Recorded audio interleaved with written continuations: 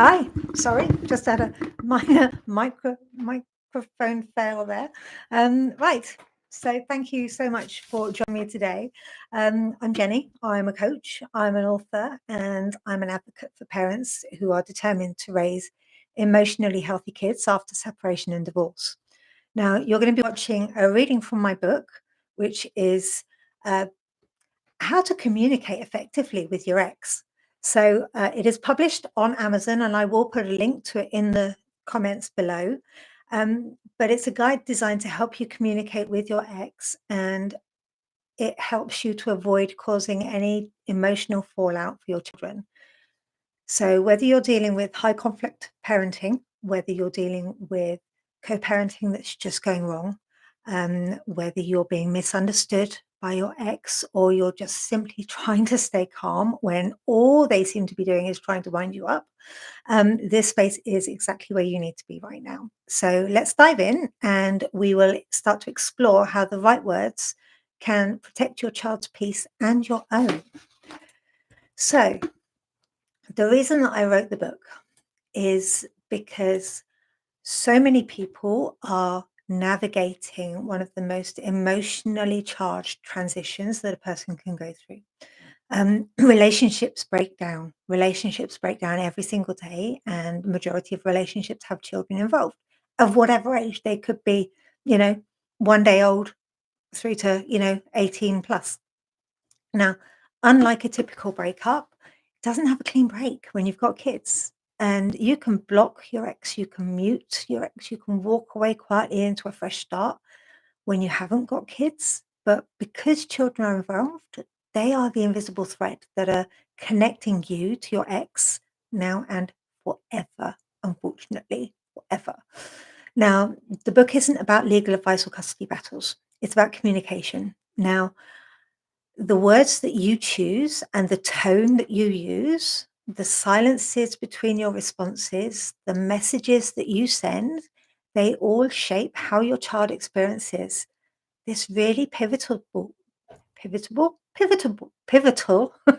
time in their life. Oh, I need to put my teeth in today. Right, now this is the book that I wish more parents had before the damage was done. And divorce can feel very much like a personal war, and it feels like that because it kind of is between the two of you, but it doesn't have to become a generational wound because you're role modeling to your children how to behave when a relationship breaks up where children are involved. And we often forget that. Now, divorce doesn't have to mean damage. There's a really common myth that divorce will ruin the child's life, that they're better off with two parents together, even when the parents can't get on. Broken home will break the children. But here's the truth. It's not the separation that causes the damage. It's the conflict, the exposure to the adult emotions, the feeling of being caught in the middle between the two of you. And children don't need perfect parents. They need emotionally safe parents, parents who can communicate without destroying each other, and parents who can disagree without dragging their children into the tension, parents who can put peace above pride. And that's what the book helps you to do. Not perfectly, but intentionally. Even if your ex refuses to meet you halfway, your choices still matter because you can model resilience, you can model maturity, and you can model calm for your child. And that becomes a lifeline for them in this storm that they're going through. Now, let's be clear. What you are going through is hard. Maybe they've hurt you. Maybe communication feels like an absolute minefield. Maybe you're scared. Maybe you're angry. Maybe you're tired. Maybe you're all of those things. Maybe you've already tried everything that you know. And maybe it still feels like you're walking on eggshells. And we're not going to pretend that co parenting is easy. It's not. But it is possible to protect your child whilst protecting your own peace. Now, I want you to think of this as a bridge. And it's one that spans the emotional chaos of separation and leads towards a healthier dynamic, whether there was a marriage or not, because a marriage is a piece of paper. So, any kind of relationship breakdown where there are children involved, no matter the sex of the parent, the age of the parent, You want to create a healthier dynamic, without tension, one that's steady enough that your children can come and see you and talk to you without fear that you're going to fly off the handle or you're going to have violent disagreement about what the other parent has done or said. Now, when I was writing the book, I came up with the idea from the book through a number of sources. So there was Jefferson Fisher, he's a trial attorney in Texas. There's Mel Robbins, number one podcaster. And you've got Dr. Julie Smith, who's a trained psychologist, and a number of other people that gave me some inspiration for all of this. And it's not about lofty theory. It's about real world strategies that you can use in real time moments, whether you are drafting a message, whether you are navigating a handover or facing a courtroom. You're not alone. You're not powerless. You are not doomed to repeat the chaos that you may have come from or are currently facing. You may have been a child of divorce. You may have experienced all of these things firsthand, and now you're trying to go through it yourself. So you can empathize with your child. Now, you can speak with strength no matter what. You can lead with calm, and you can raise children who feel safe, regardless of what is going on in the background. So, I wrote this book for parents that are going through this storm, divorce and separation, some of the emotionally disruptive experiences that a parent can face. And the stakes are impossibly high, the relationship with the child, your self-ascent, speak properly, your sense of self, your financial stability. I'm not editing this, by the way, because I don't do editing, number one. And two, I'm a real person and my mouth doesn't work properly sometimes. I'm a woman of a certain age and words sometimes disappear from my brain. And I want you to realize that just as much as I am imperfect, so is everybody else.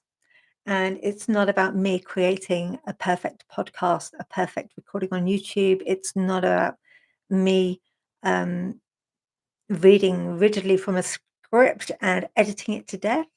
This is me. I'm in my office. I'm recording this for you because I think somebody somewhere might be able to find a use for it. And even when you're in your hardest moments, and I know what those are like because I have been through it, the strategies that you will find here are one, learn from my mistakes, don't do what I did. Um, Learn from psychology and learn from the deep belief that the calm that one parent can display can make all of the difference. So each chapter, there are 10 chapters in total. So each chapter is designed to help you regulate, respond, and rebuild connection, not with your ex, but with your child and you. And you don't have to agree with your co parent to show up with grace. You don't have to be friends to create a functioning system, and you don't have to be perfect. You just have to be consistent enough to create safety. So, if you're here listening to this, then you already have what it takes. You already care enough. You're a good parent. The book that I'm reading from, it just gives you intention and structure, and it helps you to learn how to communicate better, to um, improve your everyday reality. Okay, so we're going to start with chapter 1, obviously, the science of conflict and connection. So I'm not going to read all of chapter 1, but I'm going to give you the starting point and the flavor because I'm going to carry on in my next episode. Then you will get the next part. So you'll have to tune in and listen again. So before we change the way that we communicate, we need to understand why we communicate the way that we do. So at the heart of every heated exchange, at the heart of every silent treatment or emotional outburst, there's a nervous system doing its best to protect us. Now, the nervous system responds to stress and conflict. Now, when you're in conflict with your ex, your brain does not distinguish between a physical threat and an emotional one. Your body might tense up, your heart rate might rise, and your ability to think clearly shrinks. Ever had that? I have. This is your fight, flight, freeze, or fawn system kicking in. It's automatic and it's deeply human. It's absolutely normal. Everybody has one. The response is governed by your autonomic nervous system.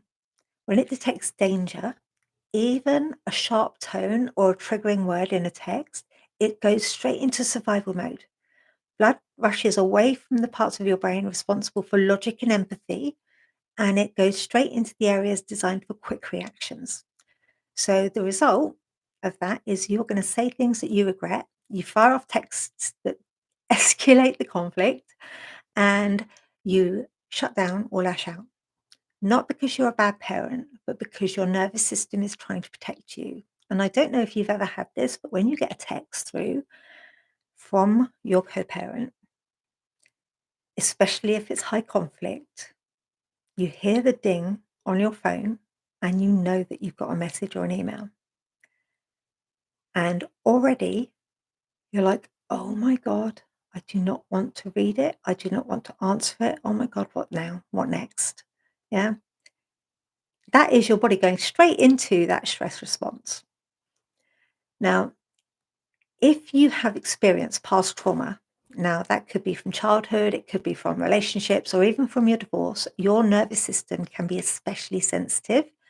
And trauma doesn't always look like one big event. It can be repeated emotional invalidation, could be gaslighting, or even feel unsafe expressing yourself. And these emotional wounds create triggers. And when those triggers are activated, they sometimes bypass your conscious brain. And by sometimes, I mean quite a lot. You might find yourself overreacting to a comment. You might find yourself reading malice into a neutral message. Trauma teaches your nervous system that the world and people aren't safe.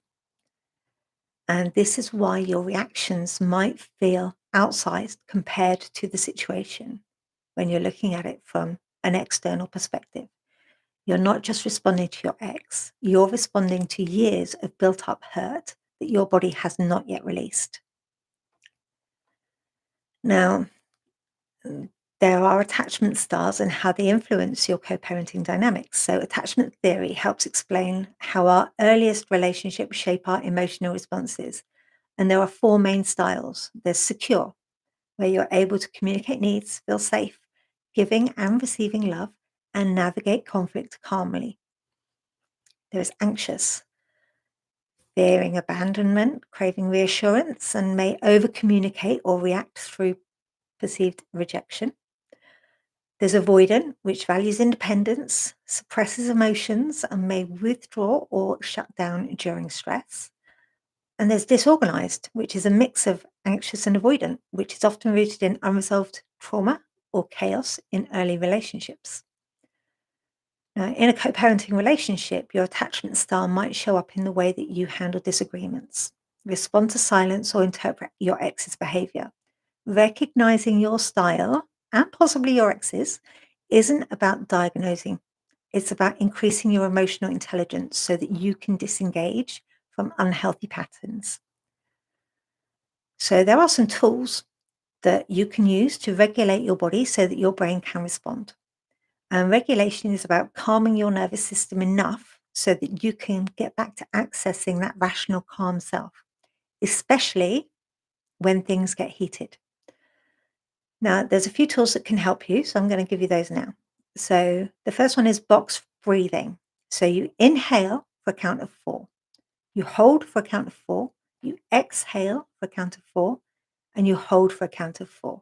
And you repeat that 3 to 5 times. So, this is how it goes: inhale, hold it for 4, exhale, hold it for 4. And you repeat that 3 to 5 times. Whew, went a little bit dizzy there. Right, grounding techniques. You can try the 5, 4, 3, 2, 1 method. So name 5 things that you can see, 4 that you can touch, 3 that you can hear, 2 that you can smell, and 1 that you can taste. You can try movement. So take a quick walk around the block. Stretch, shake out your arms, do some star jumps. Physical movement helps discharge stress energy. Put some funky music on and dance around the room. Even if you feel stupid, it doesn't matter. The only person that's judging you is you. You can splash your face with cold water or hold something really cold. Go and grab a bag of peas out the freezer and just hold them against your face for a few moments. It signals to your nervous system that you're safe. You can use mantras or self talk. You can use a phrase like, "This isn't an emergency," or "I choose peace over proving a point." Practicing these tools consistently can help train your nervous system to recover faster from stress, making calm communication more accessible. So, I'm going to give you some practical examples of how regulation changes outcomes in real co parenting scenarios. So, let's look at how it plays out in real life. Okay. So, the reactive text. You receive a message that feels insulting. Instead of firing back, you take 3 deep breaths, reread the message with curiosity instead of judgment, and respond simply, "Thanks for letting me know. I'll take care of it." Could be handover tension. Your ex arrives late again and you feel disrespected.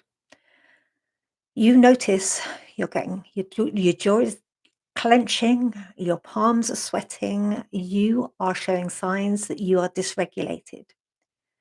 You take a calming breath and you just say, "Let's just focus." This is saying it to yourself. "Let's just focus on getting the kids settled right now. We can circle back if needed." That's it. You could be in court or court related. You might get a letter. You hear that there's a legal letter coming. Your chest tightens. Instead of spiraling, you call a friend. You go for a walk.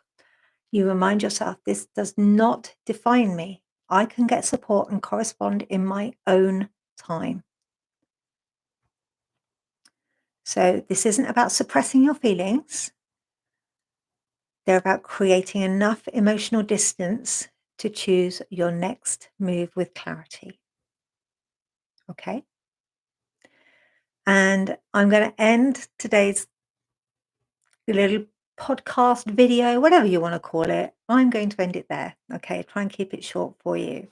So I want to end by saying that if today's excerpt speaks to you, don't forget to like, subscribe, and hit the bell so that you don't miss future readings and real world strategies.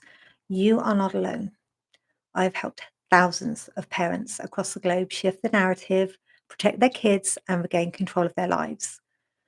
So if you want to go deeper, I'm going to tell you to head to the website, which is www.coparentingwithoutconflict.com, to explore coaching resources and support made just for you. Keep speaking with intention and remember, your voice shapes your child's world.